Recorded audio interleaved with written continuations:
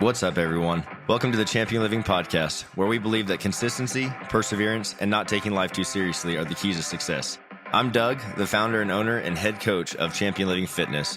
Each week, I'll be joined by my coaching staff with the vision of providing trustworthy information about fitness, nutrition, and mindset, and how this all applies to being a professional rodeo athlete, as well as people from all walks of life.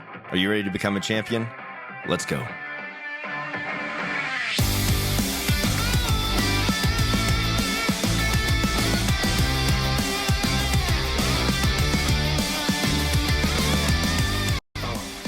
How are you healing up, Tyler? Good. Did you have that thing plated? No. Went in and had x-rays, had everything going, looked at everything. So sports med thought definitely was going to need plated because they felt shifting. Went in and had, everything looked at, and it only shifted a centimeter. Rebroke the same spot, only moved a centimeter. So he said it's still within parameters of not needing surgery. And he said we could straighten it out if I really wanted to, but he felt that, if I fall on it again with the plates in it, it'll just make it worse. It's just going to break somewhere else. So he was like, just 8 weeks, it should be healed again, but I'm going to probably give it more like 6-8 months this time around and see. Good thinking. Yeah. It's not, there's no rush. It's not like you're on the bubble or. I've got a lot of stuff I got to get taken care of around here anyway. So. Yeah. Well, Paul will tell you this is also how it ends. I'm just going to give it some time. Just going to take a little break. I don't know. Don't really have a deadline. Then it's like 3 years go by and you're like, I think I've retired. Am I done? Yeah. I think I'm done. It's not a bad thing. No, just you got busy and something else is growing and just a new stage and phase of life. But you guys keep pressuring Tyler into retirement. No, we're not pressuring him into retirement. I'm trying to pressuring pressure you you out out of retirement. exactly right. You don't. We don't have to get on that rabbit hole. We just did. It's like one of those. It's one of those hard things too, because now you're like a super successful bull riding coach. It's like, hey, it's better for you to think that I don't actually know how to ride bulls than for me to get on one. Yeah, I don't need to prove it to you. Yeah. Well, I'm going to tell you right now, the best coaches are the worst doers. Of whatever. Sometimes. Well, go ahead. I'm sorry. I was just gonna say, the thing is the itch never goes away. So no, that's never. still there, big time. But I almost feel like I would be better now than ever before. Oh, but then 100%. again, at the same time, it's like, is it worth it at this point in life? I don't know. Yeah, dude, if you could go back and be 20 years old with the just the mindset shift that you're able to have after you're done, and to be able to look objectively back at your career and look at the things you did right, the things you did wrong, clear afterwards. And wild. Then it's like, you're like, man, if I could go back, I don't have any regrets. It doesn't keep me up at night by any means, but I just think man, how cool would that, to be able to approach it with a different mindset would be so cool. But to your point, how many world-renowned strength and conditioning coaches making big bucks for strength and conditioning coaches, big bucks, never made it to the top tier in whatever they're coaching, right? Very little, very, very, very little. It's like 0.5%, they might have played D1 in college, and that was about it. Yeah. Or even same thing for sport coaches. You think about all the NFL head coaches and stuff like that, very little of those made it to that top tier. And so that's what we look for, is we look for somebody that's been where we want to go. And in our mind, we allow that to qualify. Yeah. Well, the thing is for me is going back now would be selfishly pursuing something in spite of already finding my calling. And so I feel all of the things that have happened in my life up until now have put me here for a reason. And if I went back and tried to force a different goal, I would be basically just pooping on this one. Yep. Yeah, I get it. I totally understand. I have people tell me all the time, you need to crack back out. You need to crack back out. What do you think about it? And I the main reason that I don't, number one, I'm never going to go rodeo again. I'm never going to pack a bag and leave for 3 weeks. I have no desire to do that. I could circuit rodeo, but I won't be the best version of myself. The biggest reason why I don't is because of the way that I was able to go out and the memories that I shared with those men. It feels disrespectful to those men to be like, I'm back. You know what I'm saying? It's like, no, it's done, and I'm good, Surprise. and I'm good with it, you know. And so, anyway, I think that's the biggest thing that you could strive for or should strive for in your rodeo career. Gold buckles, NFR qualifications, all those things are awesome, but being able to put your rigging bag down and sleep good at night, that, like, man, that's in my mind the goal. You know what I'm saying? Being able to say, hey, to leave it how you want to. yes, You got to choose when you left. You got to. Yeah. Which I'm in like a different boat where like injury didn't necessarily force me out, but for the position that I am in my life and like with a family and stuff, like it more or less forced me out. And so it's like I have to remember that all the time because it's not like something. It's not like something I couldn't go do. Yeah, it was concussions, and they just started stacking up like super close. So much sense. And so it's like my brain feels healthy. Like I could go do it, but I have to remember that like that's not the goal. That's not the goal. Yeah. No. Well, it's just everything becomes more. It just becomes bigger than yourself. Yeah. Like at that point, like I mean, even in the last couple of years of me rodeoing, like that's one of the things I have to look at, and but it also pushed me a little bit too of like my boy. It's like, man, if I go out here and do something stupid and get hurt, like I just did that for him. Yeah, you know, like so I took it even to like my practice and my training and all that. Like that's what pushed me to do it. Was like. Not because I mean, I'm doing it for myself too, because like it is a selfish game, but like you just have to make it bigger than yourself. And you look at your kid and it's like, hey, I didn't go to the gym today, or I didn't go get on my drop barrel today. And you look at him and, you know, if I was hurt or sitting out, like it's hard to face your 2-year-old and say, hey, look, I got hurt because I didn't go do this stuff. You know, like that's a different way that I shifted it. But yeah, no, it just becomes bigger than yourself. It does. Yeah, it has to.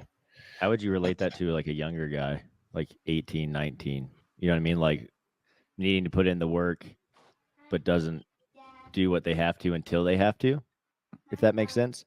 Yeah. Hey, we've all heard that. Yeah, I'll work out when I have to, you know, when my body's given out on me. And I think I know for a fact that there are a lot of athletes out there that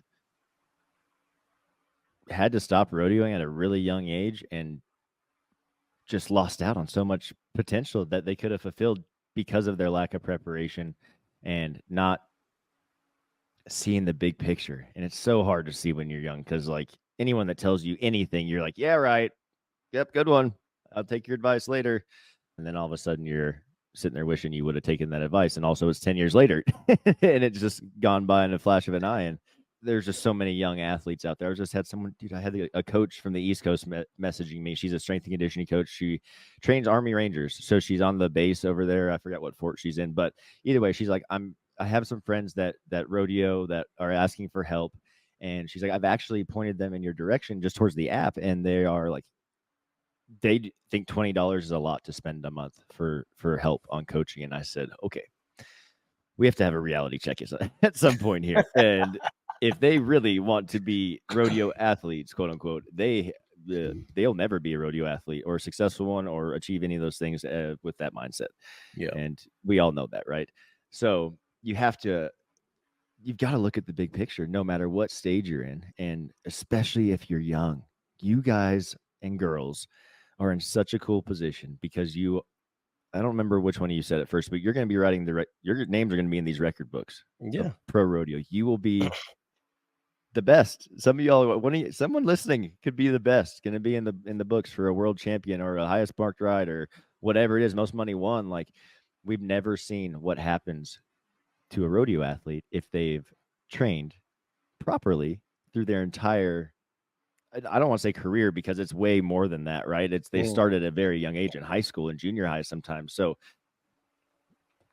we're going to see some really exciting stuff. It's some really wild things accomplished from these kids, these generations to come, if they take this stuff seriously.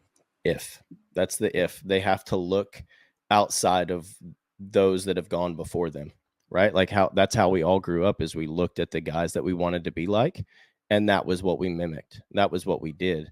And there's not a lot. There are some over the last 5-8 years, there's been some developed, but there's not a lot that are doing it the right way right now. And so it's hard for these younger guys to say, well, I see these guys hanging out and drinking beer and smoking vapes and chilling on the back of the buck and shoots, and they're winning.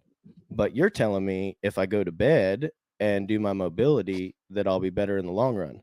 Well, I don't really know what that looks like because I haven't seen that in person very often. But I do know what this looks like, and those guys win. So then we follow what we see as opposed to what is being told. Does that make sense?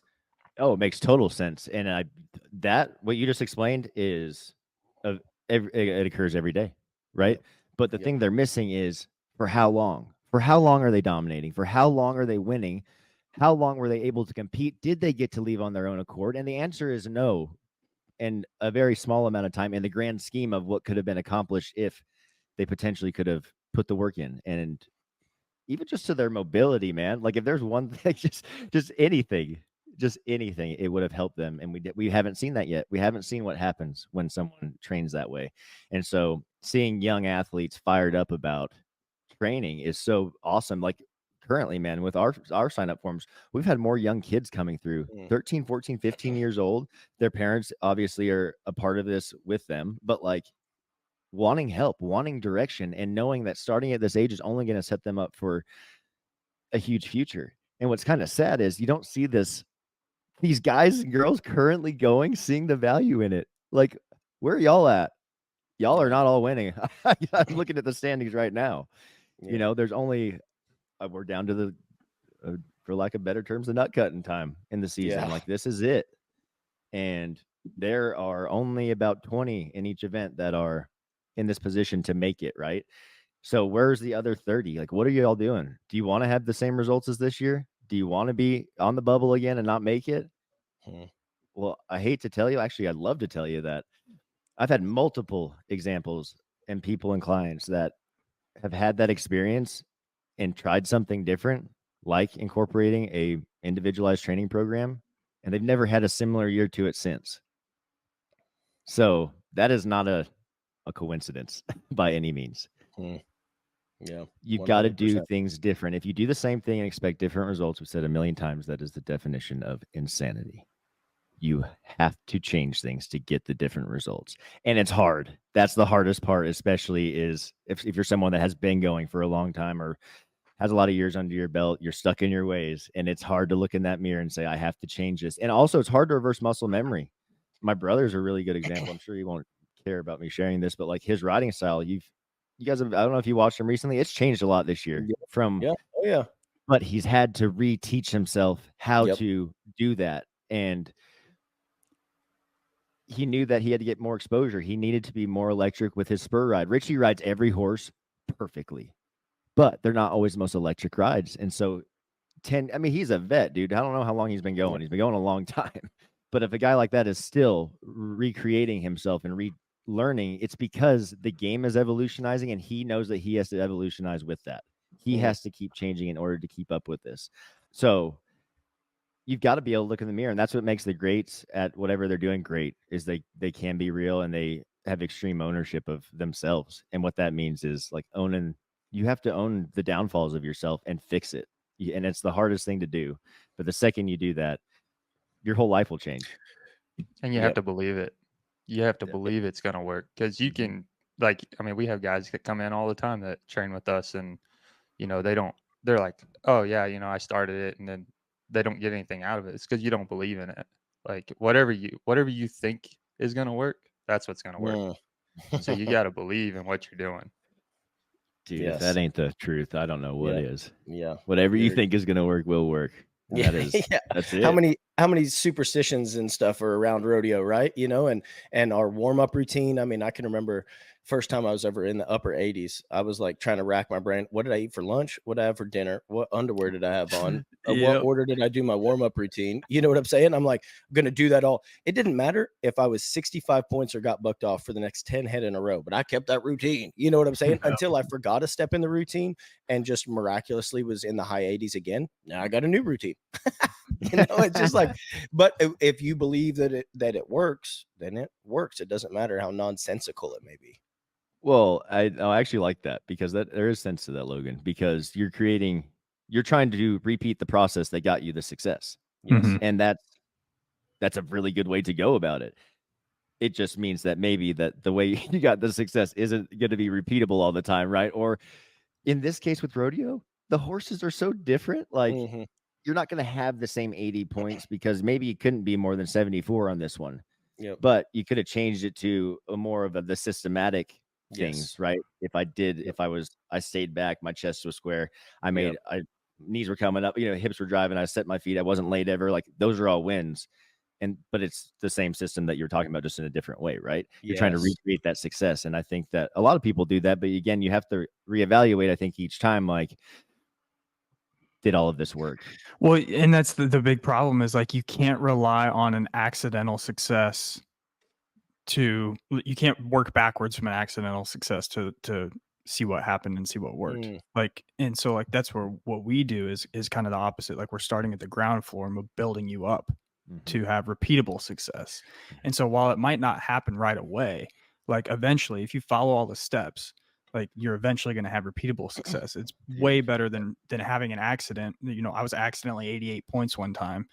I love when that happens. And then like you try and work it backwards and figure out what that was. And like Logan said, like it could have been any number of things that you've done throughout that day or whatever. But in our minds, like that was the perfect day because we got lucky. Because those 8 seconds went really good. You know what I'm saying? You forget about the other 23 hours and all the like of the day. It was because we define our day based on those 8 seconds or 10 seconds in the rodeo arena. And I think if I could have structured my process, like we're talking about, this process of performance around some scientific principles that would have actually benefited me as far as a proper warm-up and whatnot, then that would have been ideal. All of my things were just happenstance when I was competing. It was just the type of energy drink I had, the type of, it was a lot of things that at the end of the day really didn't make that big of a difference. So I think if you can structure that, and I think we've seen that some with new clients, we teach them how to warm up properly, and then it doesn't go well. That's the end. They're end of story. They're like, no, well, I tried it and it didn't work. It's like, it's not really how it goes, Hui has the best gear because it's tough. It's durable. It withstands the test of what we put it through. And that is why I am a big supporter of Hui brands. Guys, from hats, apparel, whatever you need, they've got you covered. They are the perfect blend of rodeo style and athletic performance. You can check them out at huibrands.com. Use our discount code ChampionLiving, all one word, is going to save you a little bit at checkout. Yeah, I just had a new client start, and so like kind of speaking of like things that work and things that don't, but we get stuck in these routines. I just had a new client start, and he did his first workout yesterday, and he texted me last night, and he said, "Hey man, that workout didn't feel very hard," and I'm like, "Okay, couple questions for you, like well, what weights were you using, like all this stuff," and he responds back, he's like, "Well, like I usually like work out really hard 5 days a week," and I'm like, "Okay. How's that been working for you? Are you where you want to be yet?" And obviously the answer is no, or else he wouldn't be reaching out. Yeah, but wouldn't be working with me. So we get to have a little teachable moment here this afternoon about, structuring workouts and what intensity is and how to apply that. And because he's not the first person to have this. Like this happens all the time. I know you guys have had the same conversation before too. Yeah. People equate sweaty workouts with good workouts. And while sweat can be an indicator of a symptom of a good workout, it is not an indicator of a good workout. And so like, it just goes back to being like, oh, I worked out really hard for 5 days a week and I had a good ride one time, but you draw that out long enough and you keep doing low aerobic, like low aerobic work where you're sweating all the time or pushing yourself way too hard. And over the course of a few months, your body starts to break down. Like that system's not going to work forever. And so like, just because you had success the first week after you did it, because you were confident in yourself, that was the thing. That was the big mover, was I'm confident because I knew I was doing the work this week. Well, over a long enough course of time, you beat your body down, things start to break down and it's not going to work anymore.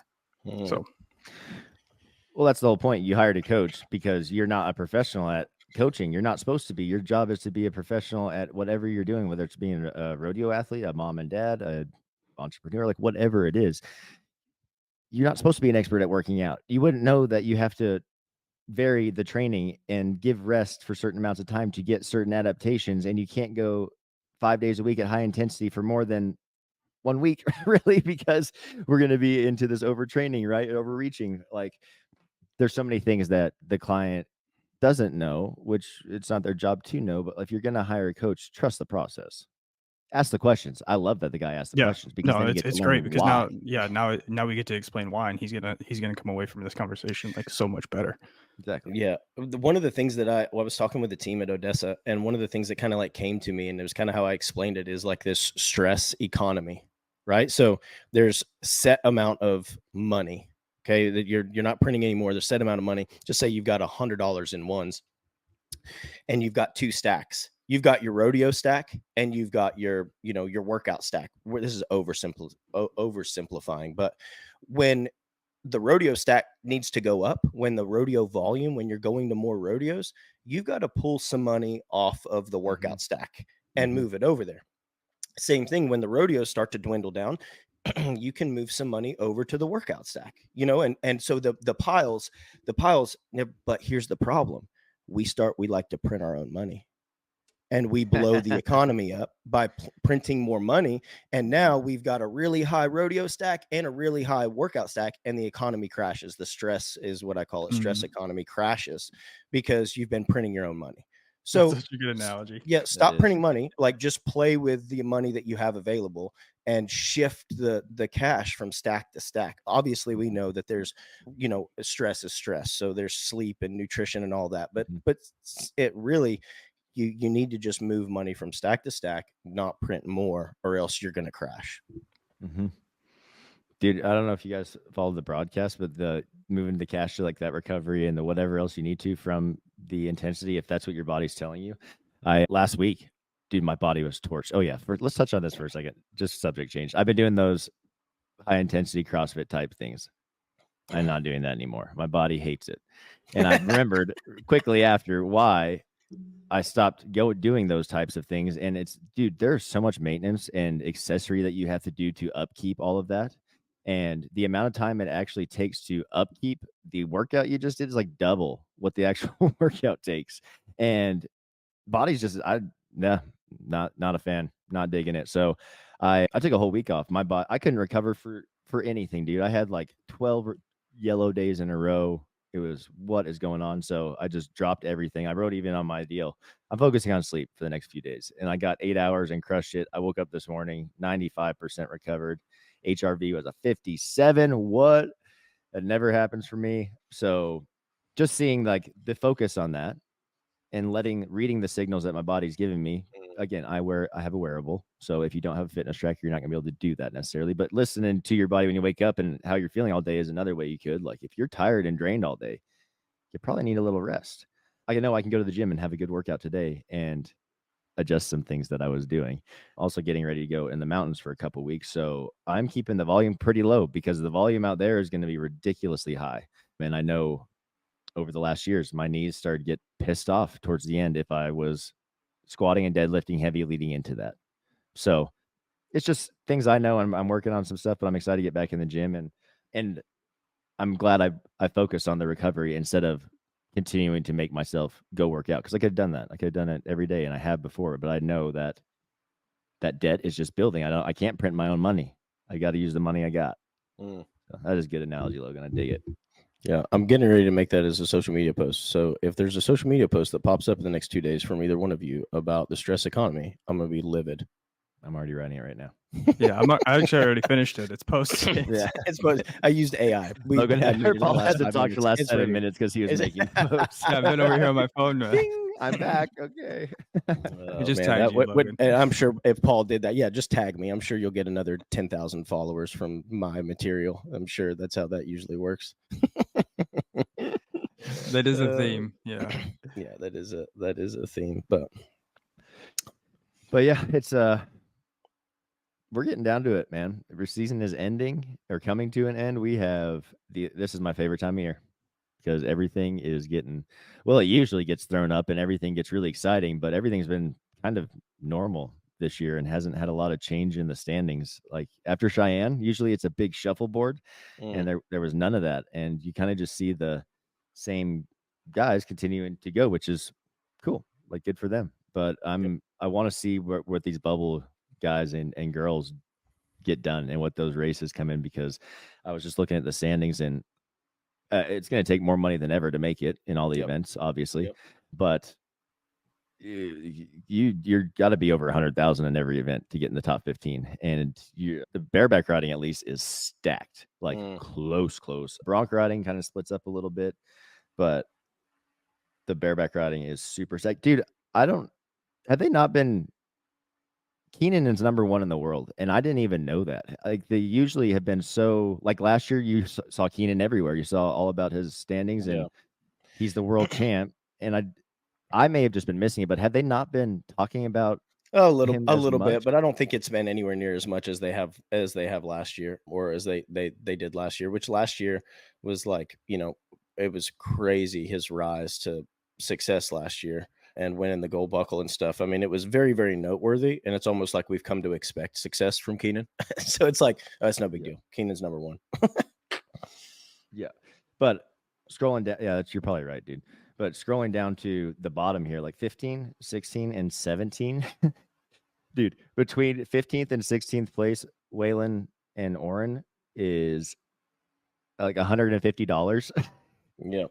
And going down to the next is what, 2,000. So it's going to be wild, and it's going to be interesting. And where do we go up from there? Oh, there's like a little bit of a jump from. There's a little bit, but it's nothing. It's nothing with the rodeos that are left. And that I don't know how he's feeling. I didn't get a chance to talk to him, but that Bradley Miller was at Wichita Falls last weekend and put on maybe the rankest spur ride I've ever seen in person. It was absolutely insane what he was doing with his feet. It was he had a freaking good one. I don't know. Let me look here and see. He had which Dustin sold everything that wasn't like that he was waiting on, figuring out if they were going to be good or not. He's gotten rid of all of them. So all the stuff he's got now is like pretty solid. And man, Rain Dancer was the horse. Yes, he bucked the mares that night, and they were fantastic. But at any rate, that kid, I don't know how he's feeling. So as far as longevity goes over the next 6 weeks,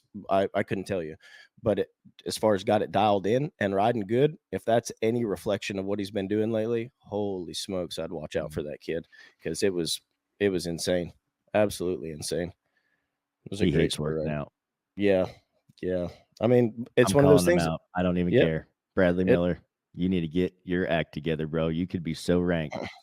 Yeah, for a long time. For a long time. Yeah. He's a dirty, great bareback rider, but for how long? Like that's the thing. That's the, like you said, I'll work out when I have to. It's like, it's a horrible analogy to use because rodeo athletes love gambling, but it's like literally waiting on sevens. You know what I'm saying? Like you're rolling and you're like hoping, and sometimes, sevens hit, but majority of the time you're going to be 28, 29 and wrecked. Like, man, sevens never hit when you need them to. Yeah, that's exactly right. They only hit when it doesn't, like you're just, everything else is great. And you're like, sevens, oh yeah, we're winning again. Sevens, oh, we're winning again. Second I need those sevens, hell no, you ain't getting enough. No sevens. That's exactly right. It's gonna be exciting. I'm stoked, and I love, dude, Cade Bruno winning the world right now in the Bronc ride, and I am so fired up for him. What a good person, man. Love that dude. So fired up for him. Damo, one of Logan's guys, been with Logan for a long time.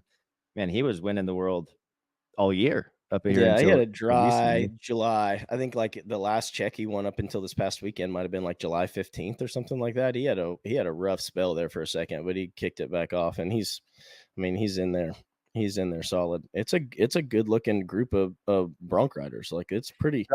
It drops off 10,000 at 16 to 17, but like from 16 to 10, man, that can all change very easily. With big wins. And dude, not to mention the new events.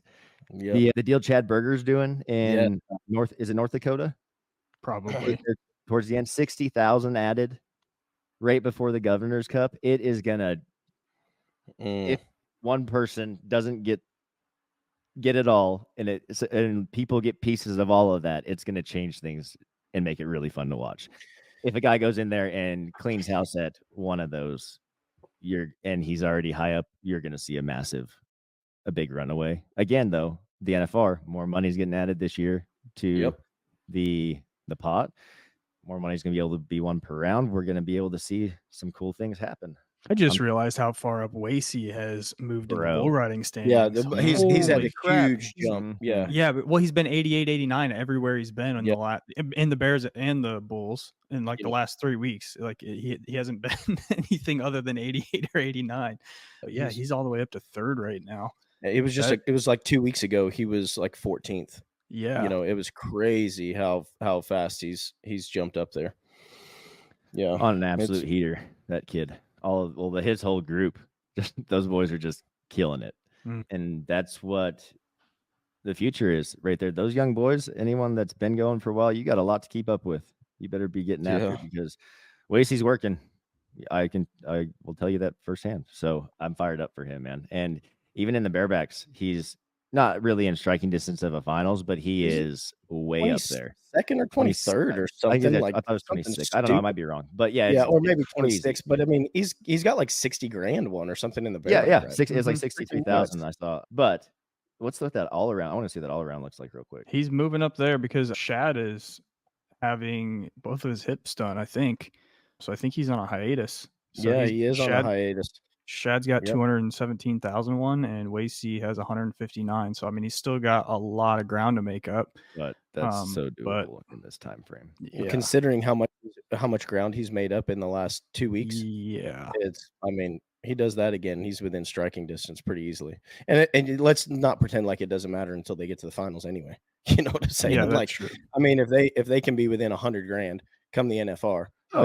It's it's anybody's ball game once they get there, which is just fantastic. This is the grind though. This part of the year is this is the stuff they don't talk about. You know what I'm saying? We think we romanticize rodeoing, and it's great up until about now. And this is where, I mean, these guys, they just want to go home. Everybody, even if you've been doing your mobility, especially bull riders, I mean, you're getting stepped on, you're getting slammed here, there. Like, I mean, everybody's soared up. Yeah, bareback riders too, but everybody's soared up and got something going on. And so it's like, it's literally the home stretch. These last, 5 weeks are hard. Stressful. Yes, hard to get through, stressful. But this is where it really separates the guys that like the idea of going to the NFR from the guys that are going to actually make it. You know what I'm saying? They've got what it takes mentally to make it, because that's the biggest hurdle. Yep. Yeah, you got to have grit and be able to get it done, and this is when it's going to happen. So, like I said, I'm fired up. But I was also thinking about NFR time. All the nominations are going to be happening soon. Yep. And Rodeo Now app, dudes, like, this is going to make this so cool, I think, and make it so much easier for, hopefully, if they use it, which they should. And if you don't know what Rodeo Now app is, please go download it. If you're an athlete, if you're a fan, they have platforms for both. But essentially, get to see all of the stock in one place, and you get to see them over multiple trips if they have accounts made.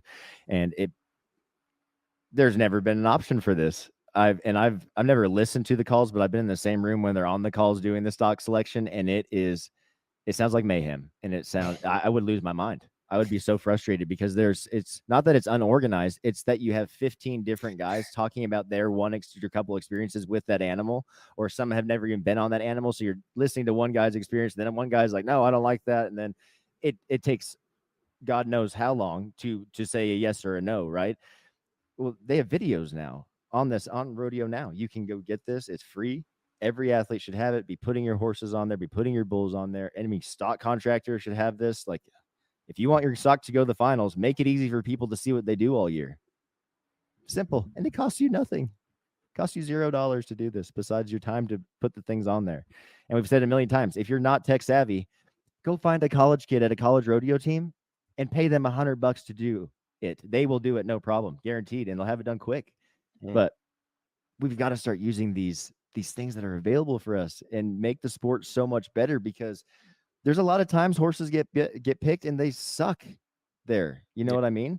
And it could have been because of one or two guys' opinions, and they swore that he was good that day, but no one else had a lot of experience with him. Well, there's a row of videos or the year of videos, you could see that he had 2 days where he wasn't himself and he was really good, right? Yep. Or whatever it is.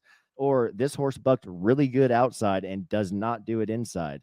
It may not matter, but in my head, that should matter, and that is a thing. There are better outside and inside horses. Yep. But if we're going to be 10 days in a extremely small indoor pen, and you know that horse is not good indoors, why pick it? Even if it's getting marked, great. It's in an outdoor giant pen, and they can have. Here's a scenario for you. I don't know enough about the horse riding to know how, like, if this You ever actually happens. You know plenty about the horse riding. Yeah, I probably do, but at least as far as like guys turning out and stuff, because I know that's a lot bigger in the horse riding. It's the same exact thing as a bull riding. Kind of. Maybe not. Yeah, like how many times would a horse be really good, but like maybe he's younger and all the top guys have been turning him out, but like some young guys are getting on him at smaller rodeos and he's actually really good, but there's no video evidence of him, so that he's 22 points every time, but buck-offs, like would that ever happen? Like, yeah, it's the majority. I mean, that happens all the time because guys will look at stock stats. I mean, they will look at stock stats, and so if something's marked 22, 23 and it's got a bunch of zeros, you just assume that it's an eliminator, right? Like, now, mind you, the rider does play a role. Like, you'll look and see like a 0 next to Tim O'Connell versus a 0 next to some guy on his permit. There's definitely a difference there, without a doubt. Yeah. But if that's the only outs that they're getting are circuit guys, it does make a difference. And that's where I think that Rodeo Now app and videos play such a vital role, because up to this point, you're really trusting a judge's opinion of a horse on whether you should fly to Washington or not to go get on him. And that's just such a hard thing to do, because who knows what's going on with that judge, who knows where he's at mentally or emotionally or whatever, as far as marking horses. Like, it's a crapshoot. Talk about rolling sevens. It's the same thing, whether they get it right or not. And so I think that that's one of the things I would do different, is I would put much less stock in, no pun intended, what actually took place on stock stats. You know what I'm saying? I wouldn't trust that quite as much as I do now. Videos, obviously, they leave very little room for interpretation. Absolutely. So you guys, most bull riders get on calves, even when there's not stats, if they're elite guys, or like I feel like it's a lot.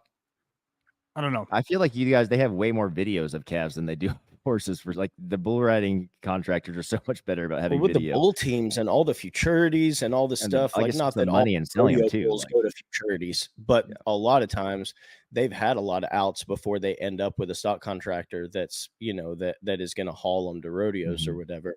And so there's I would say a little bit more access to having videos of calves than there would be having videos of bucking horses. I feel like just the mentality is a little bit different. Like, guys are less likely to turn out bulls than like a guy with a horse, especially with the way the payouts are. The bulls are a little bit more level, and when you go to enter, you're not expecting everybody to stay on. Like, when you enter the bareback riding, everybody's going to ride. You could get on. Okay. You could get on a jump I see bull, what you're saying now. But you could be 75 points, and the only guy to stay on. Yeah, 20,000. Yeah. They had a guy win one in Wyoming and won $9,000 on a 69 point ride. So Trevor Reist won Estes Park. 18,000.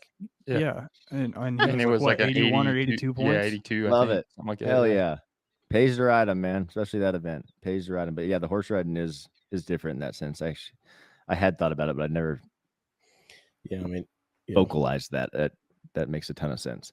Yeah, the apps, man, there's so much opportunity for us to grow the sport as together, right? And the thing has to grow together for us to reach these new levels. And this Rodeo Now app is legit. And like we said, free to download. Go download it. Go check it out. Make an account. Like, whether you're a fan, contractor, athlete, they have something for everybody. And it's fun to scroll. I get on just scroll, man, all the time. Yeah, just look at all the videos and stuff that guys have posted. It's like selling all kinds of stuff. Yeah.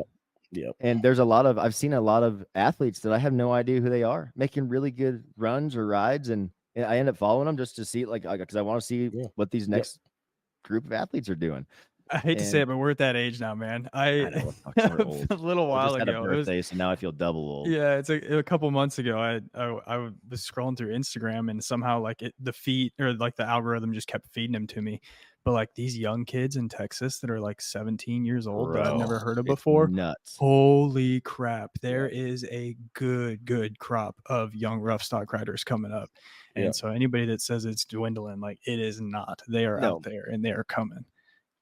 It is not dwindling, and they are hungry for it. Mm-hmm. Yeah, it's cool, man. And like we said a million times, those batch of kids, athletes, boys, girls, whatever, start taking it serious now.